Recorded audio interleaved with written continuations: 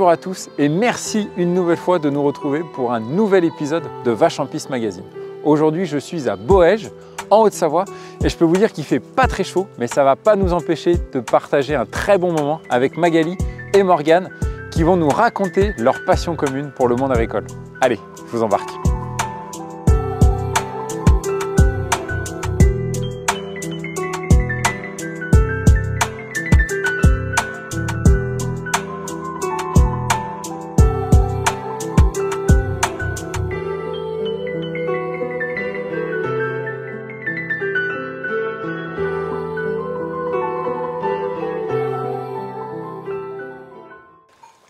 Mag, est-ce que le fait d'être aujourd'hui éleveuse, c'était ça ton rêve d'enfant?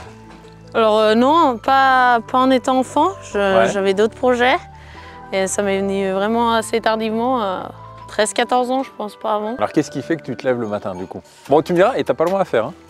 Non, c'est vrai qu'on est sur site, c'est assez pratique, mais oui, enfin, c'est la passion. Je pense que dans n'importe quel métier, il faut être passionné et je pense dans le nôtre, en travaillant avec du vivant, faut aimer vraiment ce qu'on fait et le faire avec envie, sinon il ne faut pas le faire. Est-ce que tu as l'impression de travailler du coup?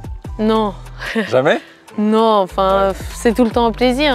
Et puis n'importe quelle saison, ça change tout le temps, il n'y a rien de répétitif. C'est juste la température quoi, qui change. Ouais, ça c'est... Voilà. Là aujourd'hui c'est moins le cas. C'est sur un cadre aussi familial, hein, parce que je crois qu'avant c'était aussi ton père, je crois qu'il y avait aussi ton oncle qui travaillait ici. Mon père et mon oncle, ouais. Donc mon frère s'est installé en 2013 à la suite de mon oncle, qui a pris la retraite. Okay. Et donc moi je suis arrivée en 2016 en plus dans le GAEC, okay. Donc on était 3 à ce moment-là.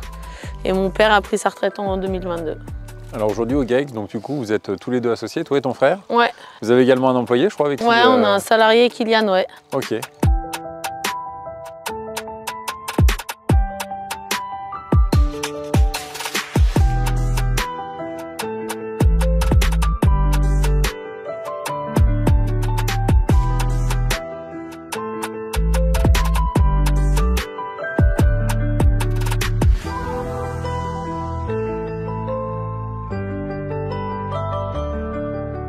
Qu'est-ce qu'on retrouve au GAEC? On a 80 vaches laitières, donc Montbéliard d'abondance. Ouais. Et on cultive 180 hectares de terrain. D'accord. Ok, ouais, ça c'est hyper important aussi pour les alimenter. On en parlera tout à l'heure avec Morgane. Ouais. C'est la première fois d'ailleurs qu'on a un épisode avec 2 jeunes femmes. J'ai l'impression que c'est une profession et un monde agricole qui se féminise. Est-ce que tu es d'accord avec ça ou est-ce que je suis un peu à côté de la plaque? Alors non, je suis d'accord avec ça, mais je pense que le monde agricole, il a toujours été avec des femmes. Je pense que les fermes à l'époque, sans les femmes... Elles ne tourneraient pas. Non, c'est juste qu'avant, on n'avait pas de statut, on n'était pas reconnus. Et aujourd'hui, on a un statut de chef d'entreprise et c'est ça qui fait la différence aujourd'hui. Ah ouais, tout à fait. Ouais. Tu le disais tout à l'heure, donc tu as plusieurs hectares aussi de culture. Ça te permet aussi de pouvoir nourrir tes vaches? Ouais. Ça suffit pas? Du coup, il y a aussi besoin d'autres compléments alimentaires avec notamment l'apport d'Oxiane? Alors ouais, nous on fait tout ce qui est ration de base, donc l'été elles sont au pâturage, hein, du mois d'avril pour les vaches jusqu'au mois d'octobre pour les laitières. Ouais. Les genisses, elles sont plus précoces, elles sortent au mois de mars et jusqu'à que le temps le permette, elles restent dehors. Donc là on est au mois de décembre, il y en a encore une partie dehors. Donc on valorise au maximum la partie pâturage. L'été, on fait tout ce qui est foin pour les nourrir l'hiver. Et oui, après, en complémentation, pour pouvoir produire du lait, il faut amener des concentrés. Et donc c'est là que Morgane arrive. Bon, super. Justement, si elle arrive, le propos, c'est qu'on aille la rejoindre parce que je crois qu'en plus, vous avez créé une relation qui est au-delà du simple commercial, quoi, j'ai envie de dire. Oui, c'est vrai. Bon, super. Allez, on y va.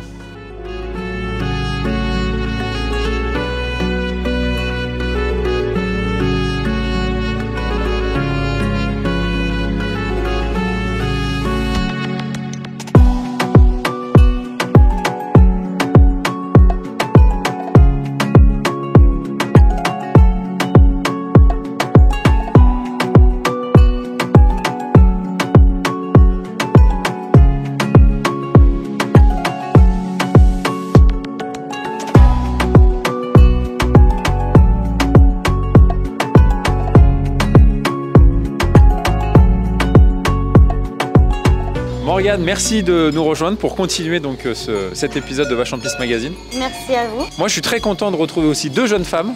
J'ai l'impression que ça, c'était important aussi pour vous deux de faire cet épisode ensemble. Exactement, ouais, c'était important pour nous parce qu'on est deux jeunes femmes, comme tu le dis, et Mag, elle travaille beaucoup avec nous et on a créé un peu une relation différente. Ouais. Et je voulais montrer vraiment que les femmes au sein du milieu agricole, on fait notre place, et que ce soit sur la partie éleveuse ou sur la partie technico ou n'importe quel autre métier. C'était important pour moi de montrer qu'on a notre place. Alors tu es technico-commercial en polyélevage, polyculture et élevage. Tu vois, je savais que j'y arriverais pas. Qu'est-ce qui se cache derrière ce poste? La double casquette, je suis capable de répondre à peu près à tout ce que l'éleveur a besoin, sur la partie semences, engrais, sur la partie céréales et sur la partie élevage, donc sur la partie alimentation, élevage des genisses, poudre de lait, minéraux, etc. Une vache dans son quotidien, elle consomme quoi? Qu'est-ce qu'elle mange une vache? Là, on est en période d'hiver, donc elle mange les fourrages qu'on a récoltés donc toute la saison d'été. Donc on fauche à peu près 110 hectares de foin qu'on récoltera à chaque repousse. Et ensuite, on complémente cette ration de base par des céréales. Alors du coup, on apporte un concentré énergétique. Mag nous apporte son orge. On le fait du taf, donc du travail à façon, et on lui relivre en croquettes mélangées avec du maïs pour apporter de l'énergie.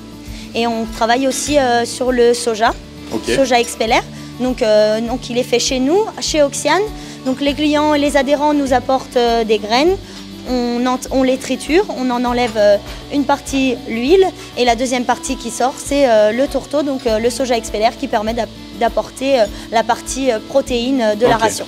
Ouais, ce qui apporte un vrai plus aussi pour les vaches. Oui, bien sûr, sur la partie production et sur l'aspect aussi, bien évidemment, état corporel, aspect sanitaire sur les vaches. Ouais, ok. Alors on va vous retrouver pour la deuxième fois sur Vache en Piste. Moi j'ai le souvenir d'un stand qui était déjà magnifique et qui était hyper ludique, hyper pédagogue. Est-ce qu'on va retrouver un stand un petit peu comme ça pour cette deuxième édition? Oui, bien sûr, on va le retrouver. On aimerait bien expliquer au grand public et puis même à d'autres éleveurs ce qu'on fait, quel est notre travail, qui est Oxiane au sein du monde agricole. Merci beaucoup Morgane, merci on en sait un peu plus. Merci Magali de nous avoir reçus. Et puis on se donne rendez-vous du 27 au 30 mars 2025 pour cette deuxième édition de Vache en Piste. C'est ça. Ça marche. Bon, quant à nous, on ne se quitte pas, on se retrouve sur les réseaux sociaux de Vache en Piste pour suivre cet épisode et tous les autres.